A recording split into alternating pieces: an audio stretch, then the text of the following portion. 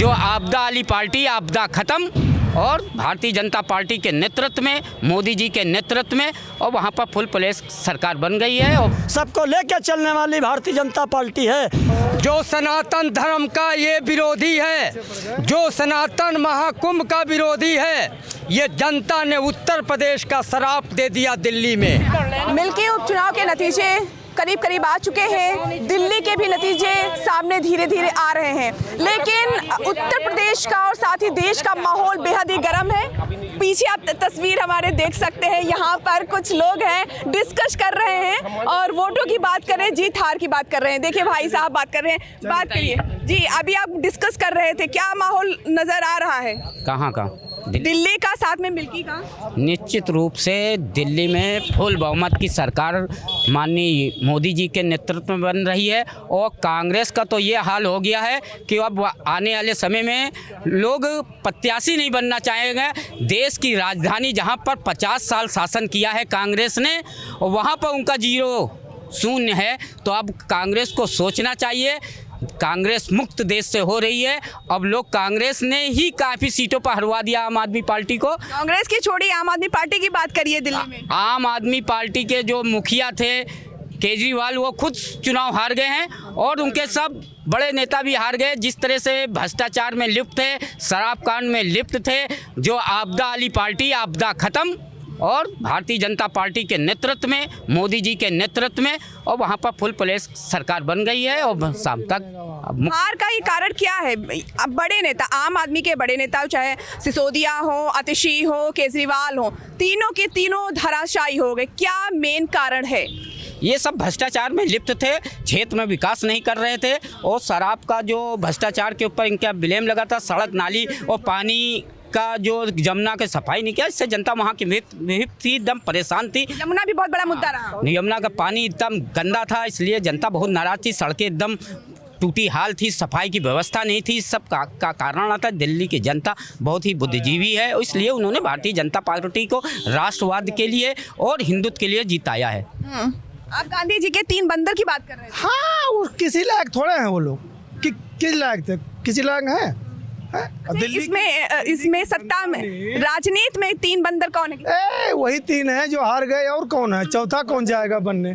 3 ही में लोग लग जाता है, 3 खत्म हो गए। का नशा इंसान को नाश कर देता। नहीं, अरे तो हमारी पार्टी में सब नशा वाला काम नहीं है ना। यहाँ सबका साथ, सबका विकास। भारतीय जनता पार्टी में सबका साथ, सबका विकास, सबका विश्वास पर चल रही है। और ये समाजवादी कांग्रेस में जो चल रहा है, ये केवल जो है अपने मतलब के परिवार की हो रहा। भाई सोनिया जी क्या देख लिए, 3 लोग परिवार के, वही अखिलेश यादव को हैं। और भारतीय जनता पार्टी से हम मांग करते हैं कि 2027 के पहले जाति जनगणना होना चाहिए, जिसकी जितनी भागीदारी उतनी हिस्सेदारी। जब तक सामाजिक न्याय नहीं, जब तक जाति जनगणना नहीं होगी, तब तक सामाजिक न्याय नहीं मिलेगा। हमको उम्मीद है कि मोदी जी जाति जनगणना कराएंगे, इसमें कोई संदेह नहीं है। मोदी जी से साफ साफ बोल दीजिए। हम मांग कर रहे हैं मोदी जी से कि जाति जनगणना, हम मोदी जी से मांग कर रहे हैं कि जाति जनगणना होना चाहिए, जिसकी जितनी भागीदारी उतनी हिस्सेदारी। जब तक जाति जनगणना नहीं होगी, तब तक सामाजिक न्याय नहीं मिल सकता है। और तो जगह से बीजेपी जीत पूरे करीब आ गई है जीत के, क्या कहना चाहेंगे? देखिए, भारतीय जनता पार्टी जो है सबके साथ, सबके विकास की बात हो रही है, और समाजवादी पार्टी ने, कांग्रेस ने केवल अपने परिवार की राजनीति की है, हिस्सेदारी की, जाति समीकरण की राजनीति नहीं की। और भारतीय जनता पार्टी ने जाति समीकरण की राजनीति की, चाहे अनुप्रिया पटेल जी हो, चाहे ओम प्रकाश राजभर जी हो, चाहे संजय निषाद जी हो, और चाहे तुम्हारे जयंत चौधरी हो, सबको लेकर चलने वाली भारतीय जनता पार्टी है कि सबका साथ, सबका विकास, सबका विश्वास। यमुना नदी साफ होगा? यमुना नदी नहीं होगा, पूरे देश की नदी साफ होंगी। गोमती नदी साफ नहीं हो रही? अरे गोमती नदी साफ होगी। अब तक क्यों साफ नहीं हुई? अरे अब साफ होगी। अब तक क्यों साफ नहीं हुई? जवाब दीजिए। देखिए, हम आपको बता दें, केंद्र से देश में जो भी वर्चस्व चल रहा है वो मोदी जी की देन है, और मोदी जी इस पर जो है कड़ा निर्णय लेंगे। और रहा है जहाँ तक जाति समीकरण का, तो हमका पूरी उम्मीद माननीय मोदी जी से है कि हमारा लोगों का अधिकार मिलेगा, जिसकी जितनी भागीदारी उतनी हिस्सेदारी। हम माननीय प्रधानमंत्री जी से गुहार लगा रहे हैं कि जाति जनगणना देश में आज की पुकार है। मुद्दों की बात कर रहे थे आप? मुद्दे की बात इसलिए कर रहे थे कि जाहिलों के हाथ में किताब दे दीजिए तो पढ़ नहीं पाते, यहाँ चुनाव की बात आप कर रही हैं, ये जनगणना की बात कर रहा है, हम उस पर नहीं जाना चाहते हैं।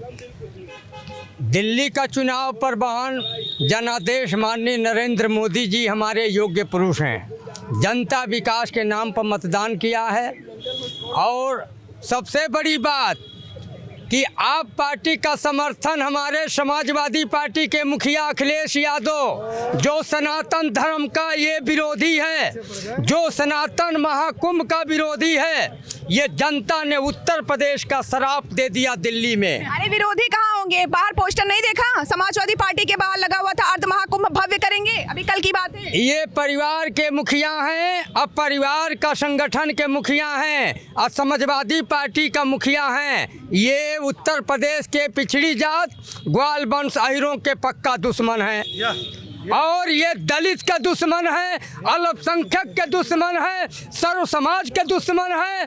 ये जनता उनको जनादेश दे दिया है और यही हस्त्र होगी जो आज उत्तर प्रदेश में बीएसपी का एक सीट मात्र विधायक है। मैं राष्ट्रीय सचिव पद पर था समाजवादी पार्टी में, 10 से 12 करोड़ रुपया हमारा बर्बाद करा दिया, यही अपने भाई भतीजे परिवार पत्नी में ही। और चुनाव आयोग को ये दोषी ठहरा रहा है। यह आदमी अपने को आपको मुखिया बताता है, परिवार का मुखिया है। माननीय प्रधानमंत्री महोदय ने इतिहास रच दिया। डॉक्टर मोहन यादव को मध्य प्रदेश का मुख्यमंत्री बनाकर भारत के ग्वाल वंश शहीद पूरे उत्तर प्रदेश का, आंध्र प्रदेश, मध्य प्रदेश, उत्तराखंड, सभी प्रदेश के ग्वाल वंश शहीद माननीय योगी आदित्यनाथ महाराज को अपना नेता मान लिया है और प्रधानमंत्री को नेता मान करके भारतीय जनता पार्टी को वोट कर रहा है। आइए मिल्कीपुर, 1 महीने का 15 दिन से चुनाव हो रहा है।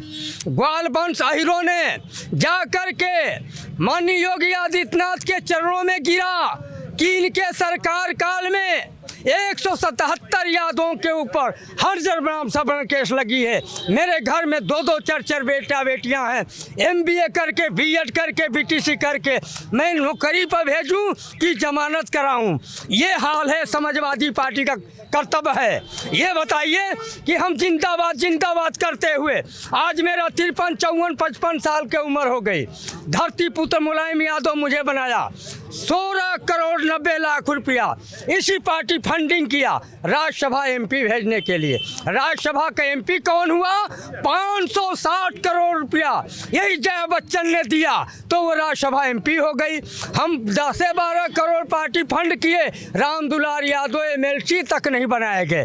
दोबारा पैसा हमने 5 करोड़ 90 लाख दिया कि हमको MLC बना दीजिए। मैं अपने माँ बाप की प्रॉपर्टी बेच करके नगद कैश यही धर्मेंद्र यादव सांसद को दिया, नहीं मिला। ये इनका चरित्र है।